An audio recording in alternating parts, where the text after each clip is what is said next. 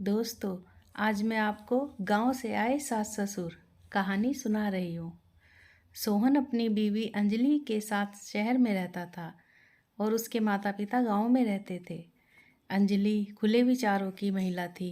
वह अपनी लाइफ में किसी का भी इंटरफेयर पसंद नहीं करती थी। पर कुछ हफ्तों के लिए उसके सास ससुर गांव से आ रहे थे तो अंजलि बड़े परेशान हो गई।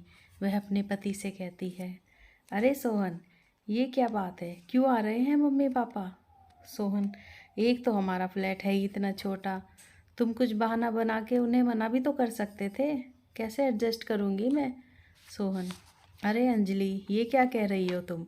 वो मेरे माँ बाप हैं, मैं ऐसे कैसे उन्हें मना कर सकता हूँ? मैं ये नहीं कर सकता। अरे उनका बड़ा मन हो रहा था हमसे मिलने का, और वो तो खुद ही ज़्यादा दिन नहीं रुकेंगे। उनका भी तो दिल करता होगा ना हमसे मिलने का। तभी घंटी बजती है। सोहन के माता पिता आ गए थे। अंजलि, ओहो, लगता है आ ही गए। सोहन कहता है, Ram Ram mummy papa. Mummy papa कहते हैं, खुश रहो बेटा, जीते रहो। अंजलि ने मुंह बनाकर अपने सास ससुर के पैर छुए और मुंह बनाकर ही उनके लिए चाय नाश्ता बनाया। अंजलि की सास कहती है, बहू, मैं तुम लोगों के लिए अपने हाथों से लड्डू बना कर लाई हूँ, और ये सब्जियों का अचार। सोहन को मेरे हाथ का बना अचार बड़ा पसंद है। तुम भी खाना बहू, ये घर की बनी चीज़ें हैं, ये कोई नुकसान नहीं करती। अंजलि, माँ जी, ना तो मैं अचार खाती हूँ और ना ही मैं मीठा। सोहन कहता है, अरे माँ लाओ, मुझे दो, मुझे तो इनकी ज़रूरत है, मैं तो इन्हें ज़रूर ही खाऊंगा। माँ के हाथ की बनी चीज़ें अब मिलती ही कहाँ है। सोहन को यह बात अच्छी नहीं लगी कि अंजलि ने एकदम से मना कर दिया, पर उसके सास ससुर ने तो ध्यान ही नहीं दिया इस पे। कारण ये था कि वे दोनों बड़े ही सीधे और सच्चे थे, पर अंजलि को तो उनका यहाँ रहना पसंद ही नहीं आ रहा था। अंजलि की सास किचन में जाकर, बहू, मैं तुम्हारी खाना बनाने में मदद कर दूँ, लाओ ये सब्जी मैं बना दूँ। अंजलि कहती है, नहीं नहीं माँ जी, मैं बना लूँगी, और चीज़ें कहाँ रखी हैं ये मुझे ही पता है, आप रहने दो। वैसे भी मुझे सिर्फ अपने हाथ का ही खाना पसंद है। उसकी सास फिर किचन से बाहर आ जाती है। उधर अंजलि के ससुर सब्जी मंडी में जाकर खूब सारी सब्जियां खरीद कर ले आते हैं। सोहन कहता है, अरे बाबूजी, क्या क्या सब्जी ले आए हो, इतनी सारी सब्जियां? अरे वाह, कटहल, करेला, परवल, भिंडी, बैंगन और हरा साग भी। पता नहीं कब से मैंने ये सब्जियां नहीं खाई। उसके पापा कहते हैं, बेटा, ये तो पता नहीं कैसी होंगी यहाँ की सब्जियाँ। गांव में तो मैं पेड़ पे से तोड़ कर ही ले आया करता हूँ, और तुम्हारी माँ बना देती है। यहाँ पर तो सब्जी काटने के भी पैसे मांगते हैं, हमारे गांव में तो ऐसे ही काट कर दे देते हैं। अंजलि के ससुर कहते हैं, ये लो बहू, 8-10 दिन की सब्जी ला दी है, अब रोज़ अलग अलग सब्जी बनाओ, और इसके बाद मैं और ला दूँगा। अंजलि कहती है, पर मुझे तो ये साग और कटहल बनाना नहीं आता, और इन्हें बनाने में वक्त भी ज़्यादा लगता है, और आप अभी कुछ दिन और। तभी सोहन बीच में ही टोक देता है, अरे अंजलि, देखो तो ज़रा गैस पे कुछ रखा है क्या, वो जलने की बू आ रही है। अंजलि फिर चुपचाप वहाँ से चली गई। अंजलि के ससुर, अरे भाग्यवान, आज तुम ही ये साग बना दो। ठीक है जी, बना दूंगी, और जो जो बहू को बनाना नहीं आता वो सब मैं बना लूँगी। अब उनको यहाँ रहते रहते 1 हफ्ता हो गया था, और सोहन को 2 हफ्ते के लिए ऑफिस से बाहर किसी काम से जाना पड़ रहा था। इस पर अंजलि भड़क कर बोली, ये तो बिल्कुल भी सही बात नहीं है सोहन। एक तो तुम्हारे माँ बाप यहाँ इतने दिन से रुके हैं, वो तो जाने का नाम नहीं ले रहे, और तुम हो कि 2 हफ्तों के लिए जा रहे हो, और मैं तुम्हारे माँ बाप की सेवा ही करती रहूँ, यही चाहते हो ना तुम? उनको जाने क्यों नहीं दे रहे हो? क्यों रोके रखा है उनको?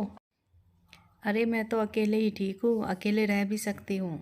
सोहन कहता है, देखो अंजलि, तुम्हारे मम्मी पापा भी यहाँ पर नहीं है, वरना मैं तुम्हें उनके यहाँ छोड़ देता, और तुम्हें मैं बिल्कुल अकेला भी तो नहीं छोड़ सकता। मेरे पीछे कुछ हो जाए तो कौन देखेगा तुम्हें? और बस 2 हफ्तों की तो बात है, मेरे आते ही माँ बाबा को गाँव भेज देंगे। ये कहकर सोहन चला जाता है। फिर अंजलि का मुंह फूला का फूला ही था, क्योंकि वह अपने सास ससुर को बिल्कुल पसंद नहीं करती थी। एक दिन जब अंजलि बाथरूम में कुछ साफ कर रही थी तो उसका पैर फिसल जाता है और वह धड़ाम से फर्श पर गिरी। उससे उसकी चीख भी निकल पड़ी। उसके सास ससुर, जो कि बाहर ड्राइंग रूम में बैठे थे, बहू के चिल्लाने की आवाज़ सुनकर वो दौड़े आए तो देखा अंजलि फर्श पर पड़ी हुई थी। उन्होंने अंजलि को उठाया और एक रिक्शा में बिठाकर उसको डॉक्टर के ले गए। उसके पैर में बड़ी चोट लगी थी। उसका एक्सरे कराया। डॉक्टर बोलते हैं, देखिए इनके पैर में फ्रैक्चर हो गया है, इनको पूरे 2 महीने तक बेड रेस्ट की आवश्यकता होगी और आप इनका पूरा ध्यान रखना अंजलि के साथ। डॉक्टर साहब, हम बहू का पूरा ध्यान रखेंगे, अंजलि के ससुर कहते हैं। डॉक्टर साहब, कोई अच्छी सी दवाई भी लिख दो जिसे खाकर हमारी बहू जल्दी से ठीक हो जाए। हाँ हाँ, मैं लिख दूंगा, बाकी ये जितना आराम करेंगी उतनी जल्दी ही ठीक होंगी। अंजलि तो अब बेड रेस्ट पर थी, पर उसके सास ससुर ने उसकी बड़ी ही देखभाल की। सास ने तो उसे अपने हाथों से खाना भी खिलाया, उसे कुछ भी कमी नहीं होने दी। ये देखकर अंजलि मन ही मन पछता रही थी। वो सोचती है कि देखो कैसे उसके बुरे वक्त में उसके सास ससुर उसकी कितनी देखभाल कर रहे हैं। अगर ये ना होते तो उसको कौन देखता, कौन उसकी देखभाल करता। वो अपने सास ससुर से माफ़ी मांगती है। माँ जी, बाबूजी, मुझे माफ़ कर दो, मैंने आपके साथ अच्छा बर्ताव नहीं किया, पर आज जो मुझे समझ आया है कि बड़ों का साथ और आशीर्वाद छोटों के साथ होना कितना आवश्यक है। उसकी सासू माँ कहती है, अरे बहू, तुम माफ़ी मत मांगो, तुम हमारी अपनी बहू हो, तुम्हारी देखभाल हम नहीं करेंगे तो और कौन करेगा। और सोहन भी थोड़ी देर में आने ही वाला है और तेरे ससुर बाजार से सब्जी लेने गए हैं। आज मैं सबके लिए अच्छी अच्छी सब्जी बनाऊंगी। तभी सोहन आ गया। वह अंजलि को बदला हुआ देखकर बड़ा खुश था। कुछ दिनों बाद अंजलि बिल्कुल ठीक हो गई और फिर वह अपने सास ससुर को कुछ दिन और रोक लेती है।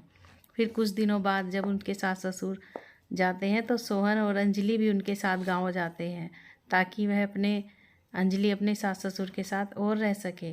सोहन के माता पिता अपनी बहू का इतना प्यार और सम्मान देखकर बड़े खुश थे। दोस्तों, अगर आपको ये कहानी पसंद आई हो तो like, share, comment and subscribe ज़रूर करें। Thanks for watching.